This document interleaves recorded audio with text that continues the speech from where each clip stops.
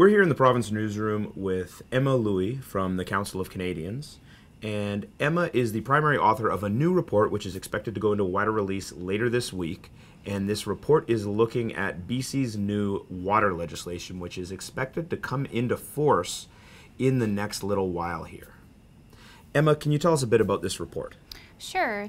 Well, we wrote this report because, as you mentioned, the water legislation is going to come into force. There are some improvements, like groundwater is being regulated for the first time in the province. BC is the only province that doesn't regulate groundwater.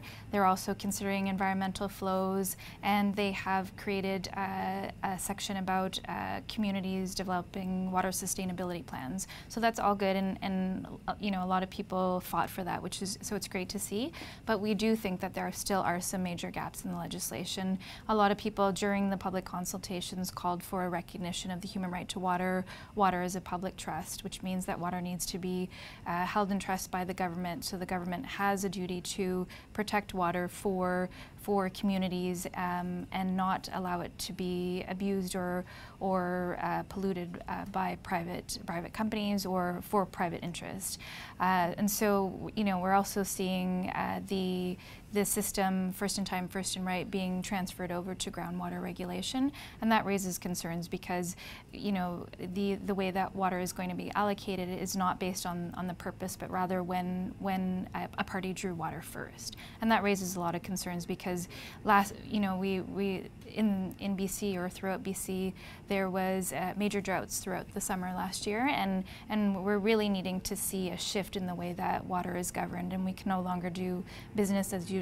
We really need to see a change, a significant change in how water is governed. So this new legislation, the Water Sustainability Act, it's going to update and replace the province's sort of 100-year-old Water Act. So would you describe this as a significant step forward, but maybe one that fails to go far enough? Well, in some areas, you know, we see significant steps, but we don't feel that it goes far enough. In fact, we don't feel that the government listened to a lot of the parties. So Indigenous groups and communities were really saying that Indigenous title and water rights need to be recognized. They're free and sorry, I have to start that over. Sure. Free, prior, and informed consent was not obtained by many First Nation Indigenous communities and groups, and even in the Act, the province talks about Crown ownership of water, which is really contradictory to the idea of Indigenous title and water rights, and also what I mentioned about water as a human right, prioritizing water for communities and not for private interests. We really saw people calling for that, and that is still missing in the Act.